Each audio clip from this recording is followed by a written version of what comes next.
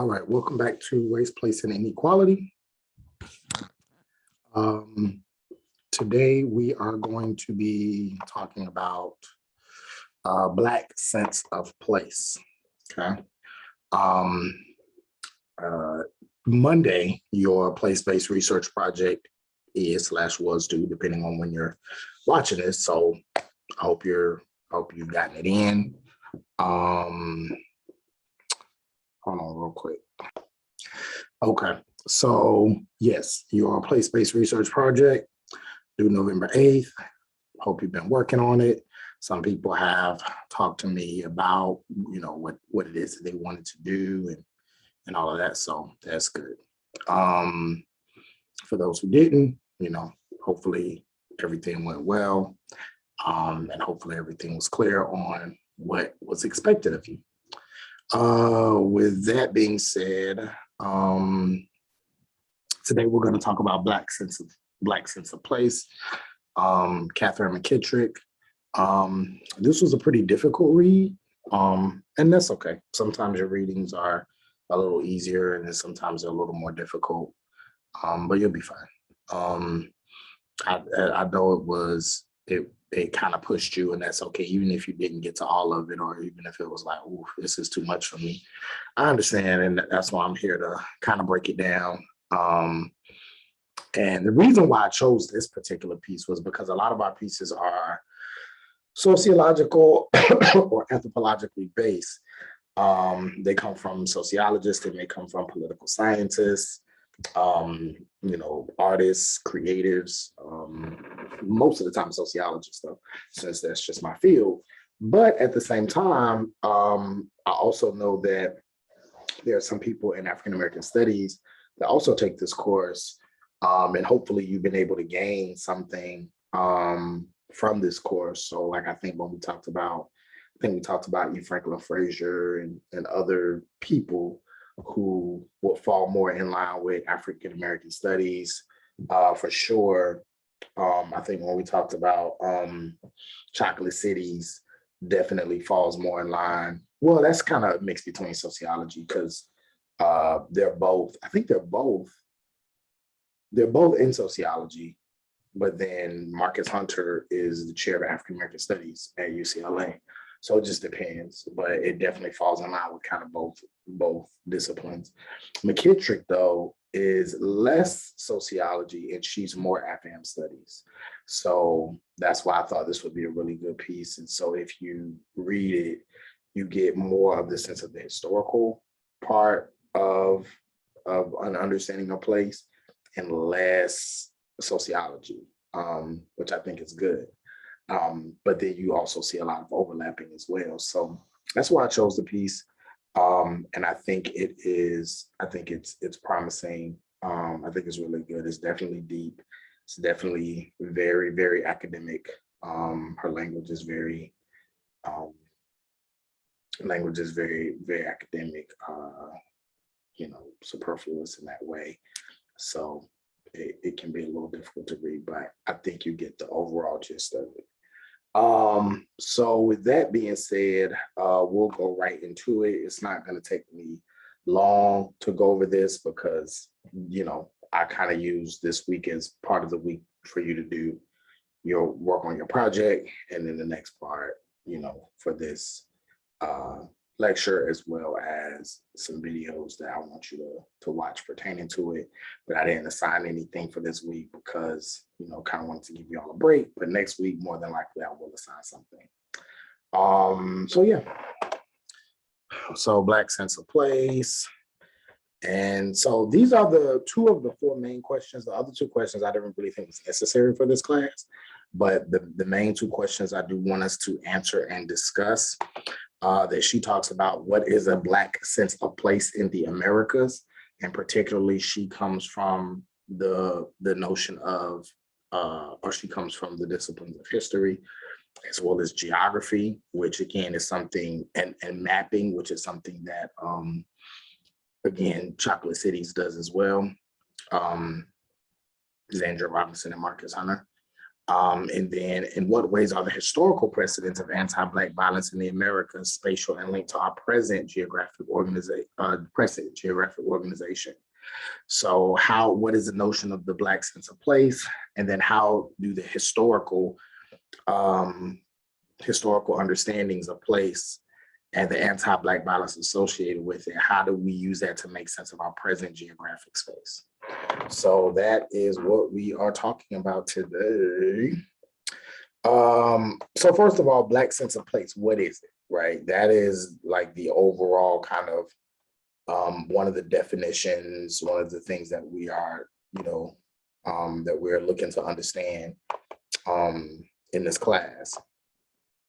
And so a couple things that McKittrick does with this, she starts us with the Black sense of place with slavery. And I think I understand why.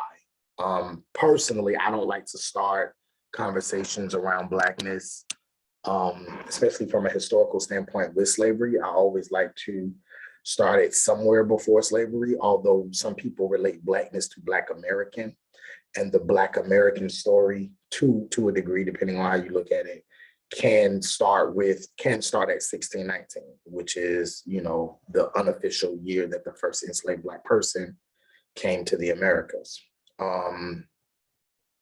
So sometimes people look at that as being the first story of Blackness, right? Because before that, people were African, people were Nigerian, people were European, people were wherever they were from.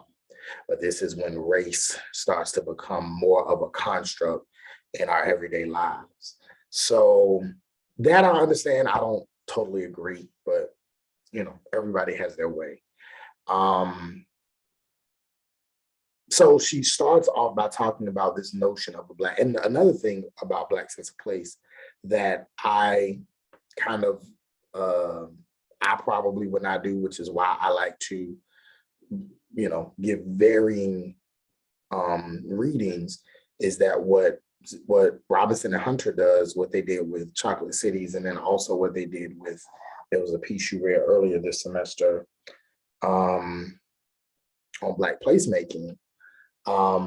They talk about both the positive and the negative aspects of place and Black people's sense of place. And they look at it, they have a tendency of showing the joy that comes out of a Black place. And sometimes people can be, sometimes when we're talking about Black and Blackness, particularly within an American context, some people tend to focus on the degradation of it all, which is necessary because it's a part of the story. But then there is this sense of joy, the sense of rejuvenation, the sense of peace, the sense of empowerment that I think is necessary for the conversation. And everybody doesn't always put emphasis on that. And I, to some degree, I don't think McKittrick does that as much as some of the other authors do.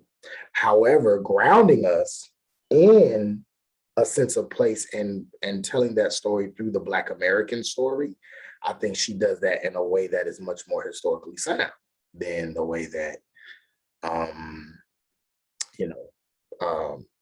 Hunter and Robinson and Patillo, I think Patillo is also part of the Black placemaking article as well. So everybody kind of has their way. Neither way, one isn't better or worse, it's just how you want to present it. So McKittrick starts off this notion of the Black sense of place with slavery, right? And I guess because she's couching it within anti-Black violence, that's the reason why when you look at the first widespread systematized anti-Black violent campaign in the Americas, I guess essentially you're talking about the transatlantic slave trade. You're talking about and the first site of it in the Americas is slavery, right, in the plantation. So with that, in that respect, I can understand that, right? But then you also have the Ma'afa, which was the walk from the central part of Africa, the inland part of Africa, to the um, to the coast, right? For those people who are in FM studies, or even if you're not, that part is called the Ma'afa, right? And then you get there, and the experience on the Middle Passage, right, was all a part of Black placemaking, Black displacement, and Black trauma, right? That creates a sense of resistance, that creates a sense of reframing a new kind of understanding of this new identity that they're getting ready to embark upon. And so what is their, as their identity is being broken down, their identity is now being replaced with something else during that time, right? And so all that's important too, right? All that is a part of the transatlantic slave trade. But I guess when you think about this, and all that is anti-Black violence as well. But again, McKittrick just chooses to kind of start here with that conversation, which is okay. So the Black diasporic histories and geographies, when we talk about them, when we talk about the history and the geographies of Black people across the diaspora, it's complicated, right? It's complicated because of slavery and the slave ships and the practices involved in this large displacement project of African people and African bodies. And all of this was predicated on actions of violence that was targeted towards Black people that were used for white profit. All of this is a part of the erasing of a Black sense of place. So Black people had a sense of place. Black people had a large sense of place, right? For centuries and centuries and centuries, right? Even though they did not identify as Black, those people, we now in a racialized world identify them as Black. And for a long time, they understood place. They put a value in place. They put a value in placemaking and where their place was in the larger society, where their place was in the village, where their place was in the hierarchies of society. Black people had a strong sense of place, right? You can see that in African literature. You can see that in African history, right? Very, very clear. And very complicated, all right? If I'm not mistaken, we looked at a map of what Africa used to look like prior to colonialism. And if we look at that, we see places on top of places on top of places, extremely complicated places, right? But they understood it, and everybody understood their identity and their physical boundaries and their maps and how they migrated it. Very, very similar, very much more complicated than the European maps, much more complicated than European place. And if you look at if you look at old maps of what is now the United States, which was called Turtle Island to the Native Americans, their placed map, their hierarchies were just as complicated. Very, very small, different people living in these different areas, and it's almost like they're on top of each other. It wouldn't make sense unless you were part of that area, unless you were part of those people. But if you know those people, if you're a part of those people, then it's not complicated. And so Africans had a very early sense of place and boundaries and boundary making that was very difficult for white people to comprehend. But in order for them to carry out their displacement project of the transatlantic slave trade, they had to redefine and recreate the boundaries of Blackness, the boundaries of race, the boundaries of hierarchy, along something that was much more simplified and worked well for the project that they were trying to carry out. And so we take that, and then now we go to the transatlantic slave trade, we get to the Americas, we now have this site of displacement of the plantation, right? And what McKittrick tells us is that now we have this system of slavery. And what this system does is it forcibly secures Black people to a specific geographic mechanism. Now there is a specific place in which they have value, and that is the plantation economy. And that plantation economy is made up of many different formats. It's made up of the auction block, Black folks getting off African people getting off of the ship, being forced on the auction block. You may have seen pictures, movies, documentaries. They open their mouth, they strip off all their clothes, they look at their entire body, they look at how strong they are, how tall they are, how much work can I get out of them, how weak they are, how much they've been whipped. They look at their backs. If they have a lot of whips, then that means they're very rebellious. Do I want to pay that much money for a rebellious African? So that may make their price go down. If they look sickly, if they look like they haven't eaten, that may make their price go down. If they're very, very strong, that may make the price go up. This is the auction block. Then the big house. So the big house is the place for the oppressor. And then you have the fields, the crops, the slave quarters. That is the place for the oppressed, right? So all of these are sites and centers of the larger slave plantation, of the larger plantation economy. And it is here that Black people in the Americas on a large scale have now had to redefine sense of place. So you have all these geographies, you have the slave quarters, you have the big house, you have the auction block. All of these small geographies make up the slave plantation as the center of a Black sense of place. Right? And so this place of bondage, essentially, is what this is. And now this is not something that African people are used to. The first ones that got here, they weren't used to this. And then even the ones later on, after those die off, and then they have children, and then so you have, of course, you have generations of enslaved people. They're not used to this. And even the ones that later on, because this goes against their African spirit. So many of them do rebel. Some of them rebel outwardly in ways that can be violent. Whether you're talking about Nat Turner, Denmark Vesey, whether you're talking about the good brother out of Haiti, Haitian Revolution. I don't know why it's slipping my mind right now. Toussaint Louverture, right? But either way, this is a site, these same areas of displacement now become sites of resistance and the forcing of African people to make sense of place and where they fit in this new world, or even if they want to fit in this new world. But McKittrick doesn't really go there. She more so talks about the kind of resistance that exists in the way making of other mapping forms. So in terms of placemaking, this is absolutely a place of displacement in terms of map, but this place of bondage creates other maps.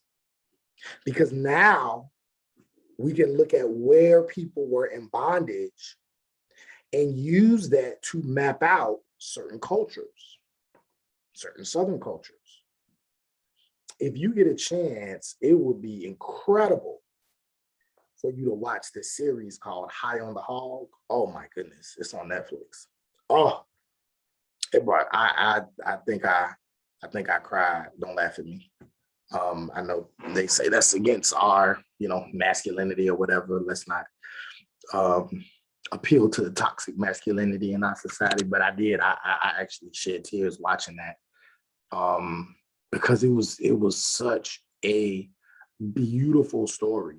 And basically it talks about the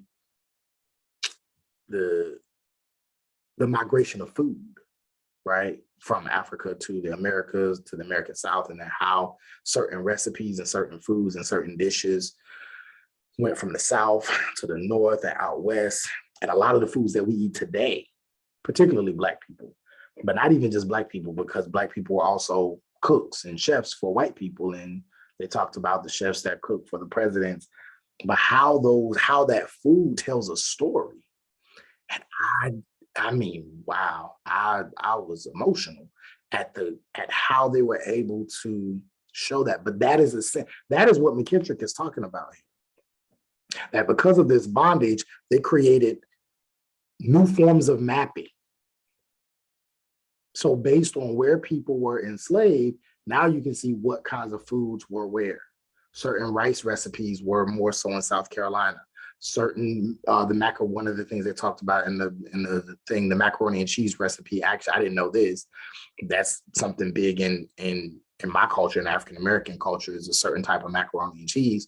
But how that came from France, and that actually comes out of New Orleans and the Louisiana people who were enslaved there, and what that, how that story gets created. It was fascinating.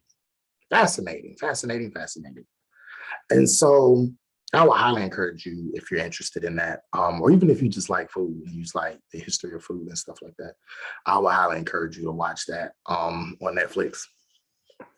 So yes, so you have food maps because of this place of bondage. You also have you have fashion maps, certain ways in which people did their hair. There's an area of these bondage maps called New Orleans. But because in Louisiana, there were places where Black people actually lived free. There was a community called Free People of Color. And these were Black people who had money, who could afford to buy their freedom and then use their bodies to make more money. And these people lived really well. And they had all these different types of fashions and hats, and they blended African culture with fashion. And you can trace fashion, certain types of hairstyles, certain languages, certain accents, based on where somebody lived in the South, what Southern plantations they were from.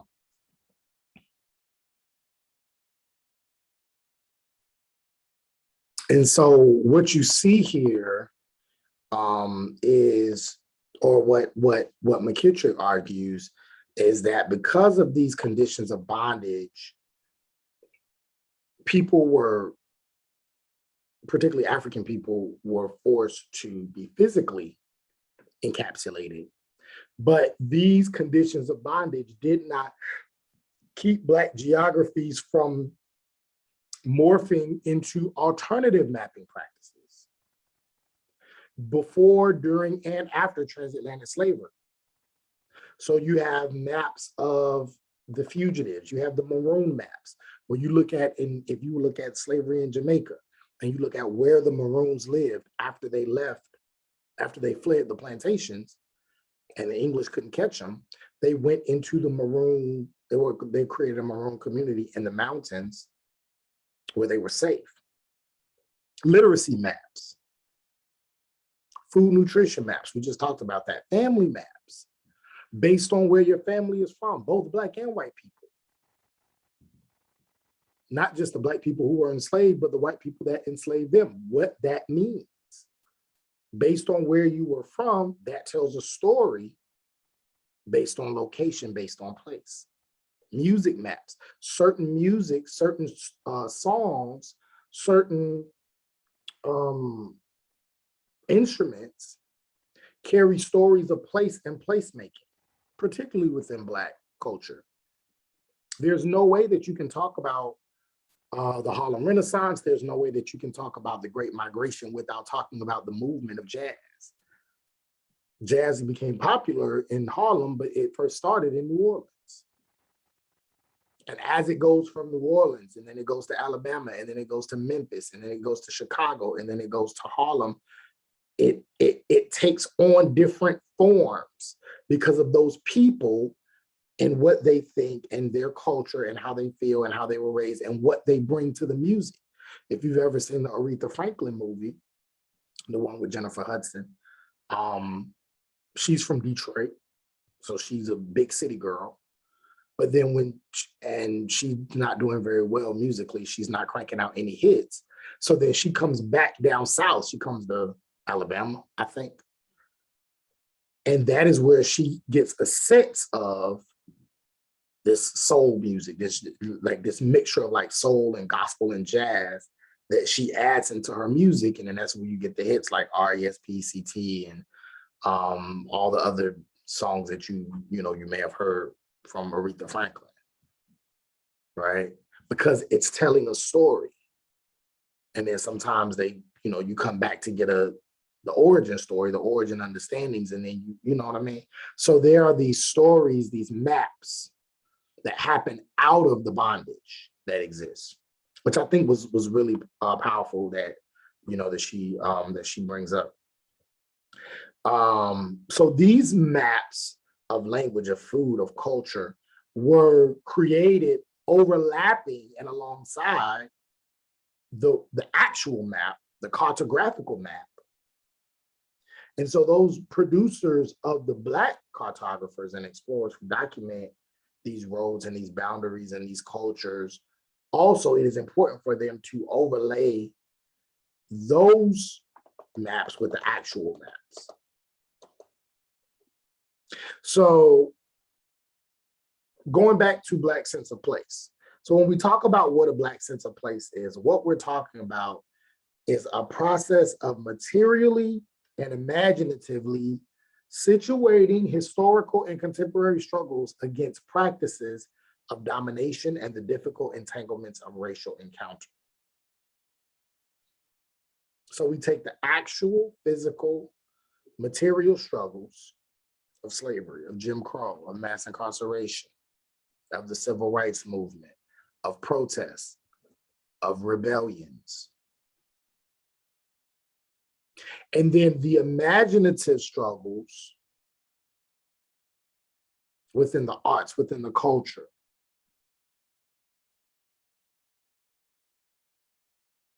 And then you put them on top of each other and you put them against racism and sexism and poverty and classism. And how these things coming together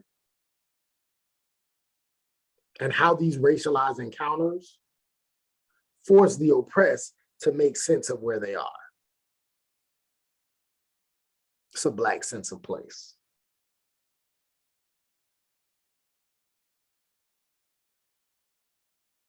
And so the structural workings of racism kept a lot of Black cultures in certain areas, in certain places. And what white racism, white systems of domination did was it rendered these places placeless. The plantation is no place. South is no place. Black South, at least. The urban ghettos of the North, these are placeless spaces. Slave quarters, placeless.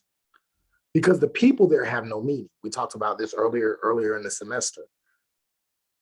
The people bring meaning to a space and make it place. If you don't attach meaning to the people, then the place is placeless. The space is placeless. There's no meaning there. But just because one group says these people have no meaning does not mean that those people believe they have no meaning. And when those people, those oppressed people, attach meaning to themselves and attach an identity to themselves, they bring place to placeless spaces. And so then these communities work within each other, work across each other, work outside of each other. And as these people are bringing identity to themselves, forming an identity for themselves and bringing meaning to these places, they create a whole community, a whole network, a cornucopia of a Black sense of place.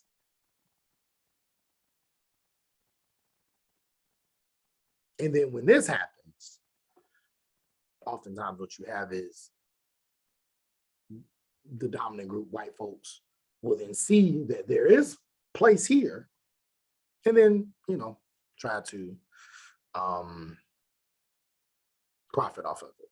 So we've seen that happen, like jazz culture, hip hop culture, food, whatever.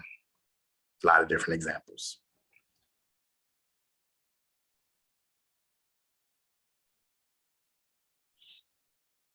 But that is essentially how Black people continue to make sense of place and then create a whole network of place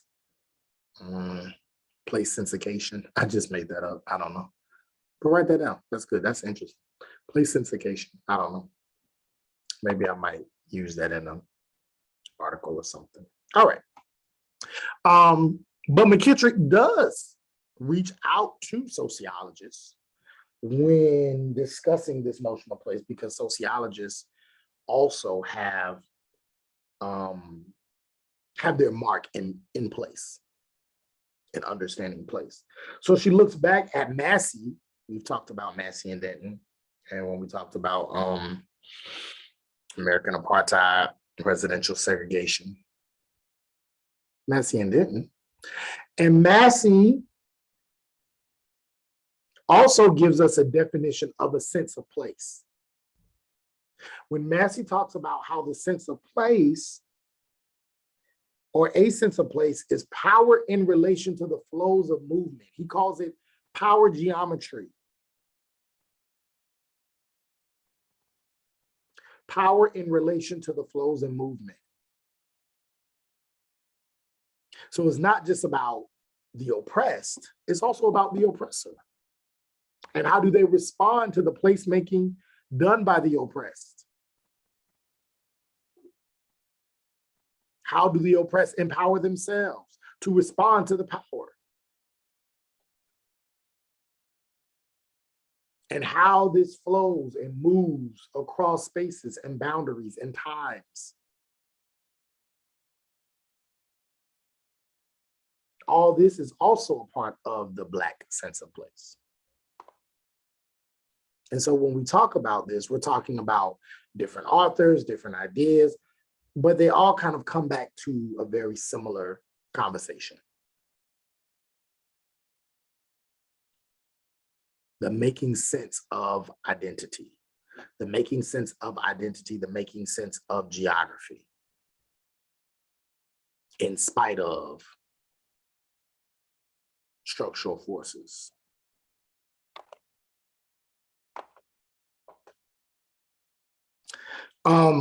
Second part of the question, or second question of the four-part question that McKittrick goes into is violence, and how violence, space, and geography come together. What McKittrick does is she starts off discussing Black sense of place with the plantation economy. It's not just about race, it's also about class, it's also about economy, it's also about wealth. Okay. This is the first wealth building project that the United States has embarked upon. And it's based off of Blackness and Black bodies. And then this gets translated out of the plantation economy, or the plantation economy takes on a different form to the sharecropping economy. And then this same wealth building project then moves forward into the urban sector as cities are being built. Did we talk about, I think that is this class, the building of cities. We discussed that, late 19th century, Industrial Revolution. This is where big cities start to come into play. You get your New Yorks, your Phillies, Cincinnati's, Detroit's,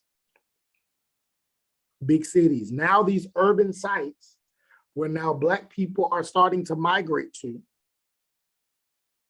now become additional sites for wealth building projects. How? Ta-Nehisi Coates said it in the earlier reading. Now you can have residential segregation. Now you can have housing discrimination. Now you can force people to live in one space while putting all of the wealth building projects in another space of the city, and then use housing discrimination to keep that separate for your family for the next 2, 3, 4 generations.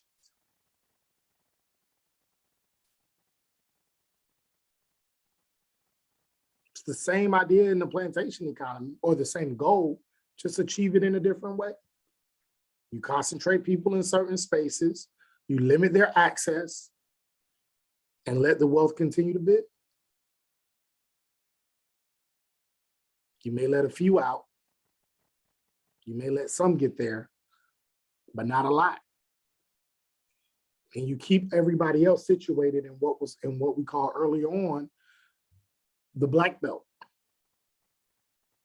So Blackness is not just the Southern plantation economy. Blackness is also urban sites.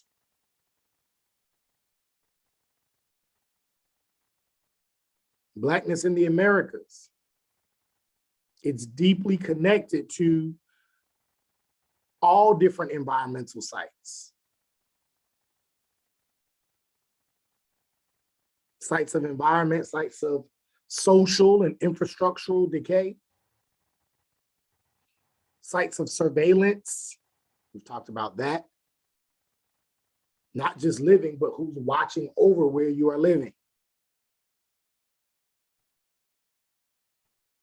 So whether you're talking about Sao Paulo, Brazil, or police violence there, or you're talking about state-sanctioned police violence in the lower Ninth Ward of New Orleans, pollution-filled areas, residential areas, large incarceration projects, deportation, the urban crisis, declining poverty, riots, declining property values, riots. All of this falls in line with what we call urbicide. When you deliberately kill a city. When you deliberately kill a city. And what better example of that than New Orleans? What better example of that than Hurricane Katrina? Some people may say, well, no, a hurricane isn't man-made.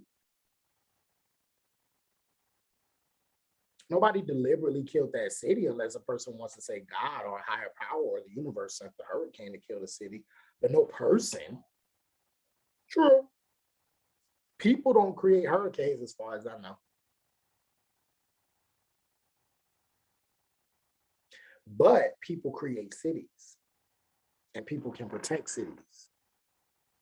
And there was a lack of protection for the city and for the people in the city of New Orleans before enduring Hurricane Katrina. Even when the people lobbied for it, demanded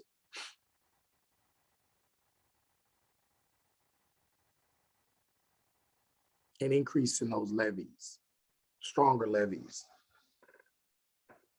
They knew in a bad situation, this would not be good. And what group was going to be the group that would suffer the most? If you've ever been to New Orleans, and if you've been there now, you can still see the effects of Hurricane Katrina. What areas still have not been built and have not, and those that have not been back to its original state? The lower Ninth Ward, the Black areas.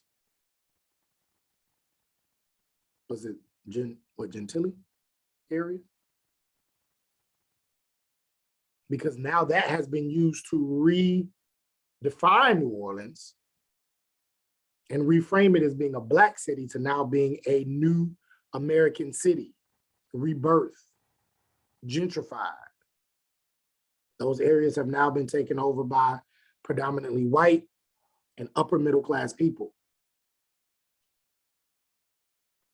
Many of these people have now been displaced.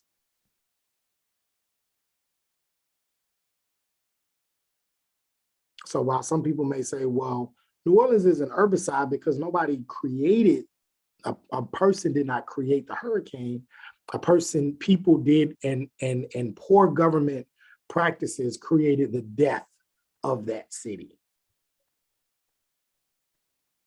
by not listening to the people when they cried for it and they yearned for better protection, particularly from the predominantly Black and poor areas that were victims of Hurricane Katrina. So I want you to watch this link that talks about it, Tale of Two Cities, two different kind of cities in New Orleans. And think about that as from the concept of making sense of place and what it means to make sense of place. So I want you to watch this and then come back and then we will discuss further.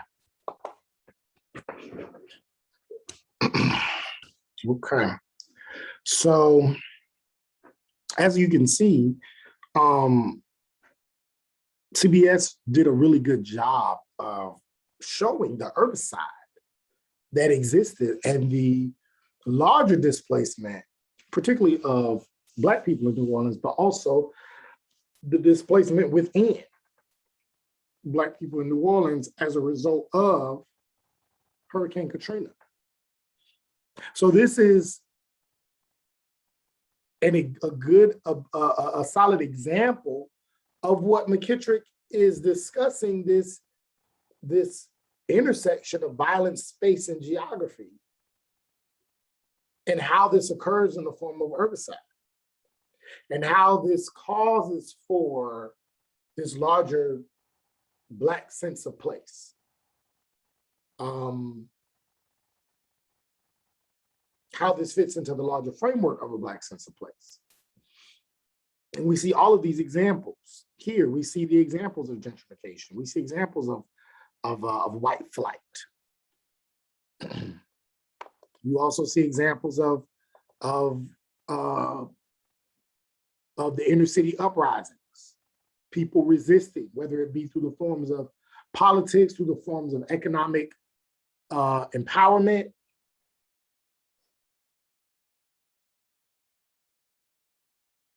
When these things begin to happen, when people become displaced, when people become misidentified within their own place, and they have to try to make sense of place, not only on a local level, but also on this larger level, on a larger cultural level, on a larger national level, you're going to get resistance, you're going to get violence, you're going to get uprisings.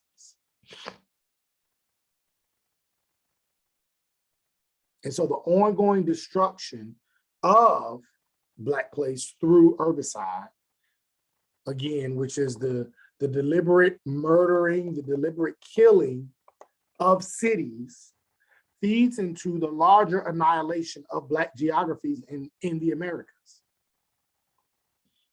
And it is deeply connected to what McKittrick talked about earlier when she talked about the plantation economy, the larger economy of race.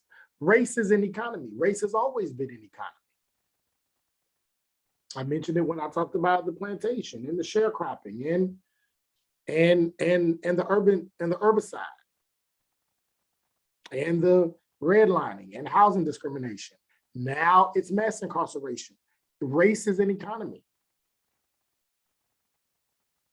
And the economy of race is fueled through the engine of what? Of capitalism. Capitalism fuels and is connected to destroying Black geographies, destroying Black place and Black sense of place. So there is this natural link, this natural interconnection between Blackness, underdevelopment, poverty, and place. It all flows together, whether you're talking about within the American context of urban cities, poverty, mass incarceration, prison industrial complex, or a larger study, a larger idea. Whether we're talking about the brutal violence of Western militaries, European militaries, French militaries, American militaries, US militaries on underdeveloped countries in Botswana, in Rwanda, and people of color in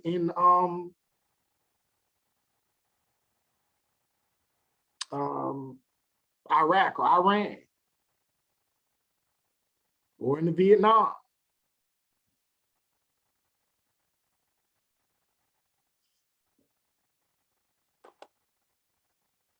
So when we talk about a Black sense of place, we're not just talking about this within the American context. All of these practices and placemaking projects takes place with Black people all over the world, globally.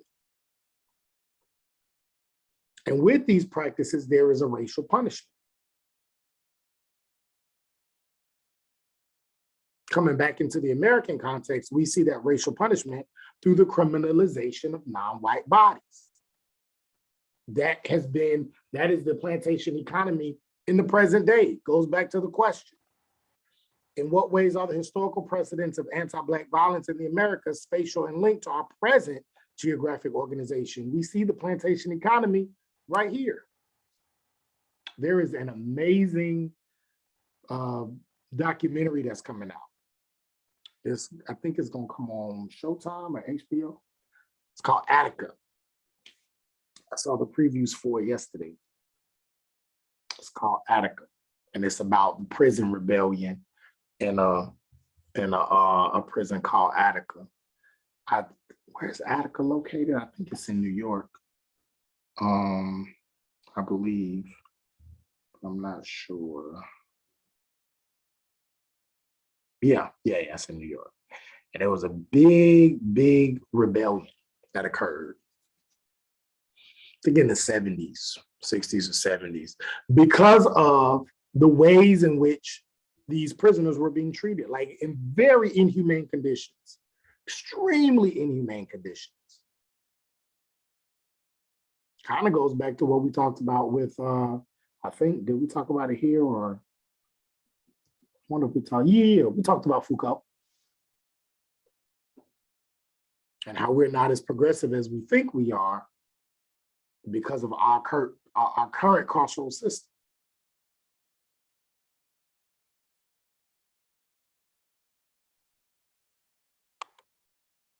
Let me see, make sure.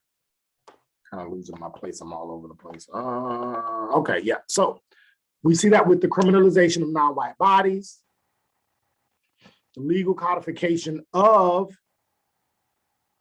servitude. We see it all the way from the plantation economy, all the way now to answer that second question that McKittrick puts forth, to the prison industrial complex. Different way, but still same forms of oppression, same processes, displacement, surveillance, and a slow death of Black bodies. These are the racialized workings, the racialized processes of spatial violence, displacement, and the destruction of Black geographies. This is how we see it in the past. This is how we also see it in the present. Now, one thing McKittrick does do, going to the next slide, she talks about something called plantation futures. I don't really see where she stays there. I know she goes into the book. I didn't really, want you to have to focus too much on that book that she analyzes. But there's a certain Afrofuturism that I think is very interesting that she plays with, that I would have liked for her to continue on to a certain degree. And so I kind of added on some of the things that she talks about of plantation futures and looking at what that means in terms of Black Meccas or the creation of Black cities. She kind of leaves it a little open, some sense of hope, but I really like the way that Robinson and Hunter do it. But when she mentions plantation futures, she's talking about the insistence that the same spaces that we encounter, spaces of racism, classism, and racial violence, can also hold in them anti-colonial practices and anti-colonial narratives. These same places that hold bondage for Black people can also be the places where we find the keys to our liberation.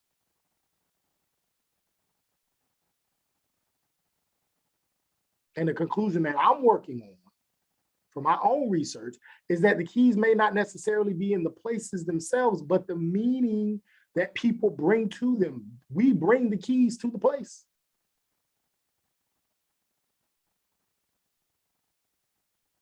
The liberation is in the people. And this is where Chocolate Cities comes in. This is where the creation of Negro Town, of Black Meccas, of Chocolate Cities comes into fruition. This is where the creation of the Black Belt. This is where this comes into fruition right here. McKittrick kind of gets at it a little bit and calls for it, but then she does that through she talks about this larger kind of carceral system of prison, similar to what Rashad Shabazz does, is expands the idea of carcerality to neighborhoods and things like that. She does that as well through her analysis of this text. But this Afrofuturism, like the futurism of these Black spaces, what does that look like? How do we take these same lessons from sites of bondage and turn them into sites of freedom? Sites of not only just freedom, but perpetual freedom, real freedom. So this is an interesting link I want you to watch. And based on the words of the song, just think about this. Why was Negro Town important? Why was this important for this? It's not long, it's entertaining. But why was this important? And what were some of the reasons why this place was created, even in an imaginary fashion, especially when we're talking about this notion of a Black sense of place? So this is just something to think about. Normally I would have us talk about it or either write about it, but you've been doing a lot of writing lately, especially with your papers. So, but this is something to think about. I hope you all have a wonderful day, wonderful week, wonderful weekend.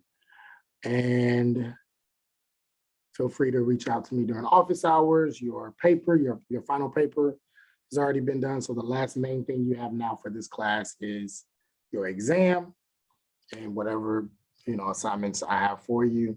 If you have any questions, feel free to reach out to me. Also, I will be grading your video project soon. And what else? Video projects will be graded soon.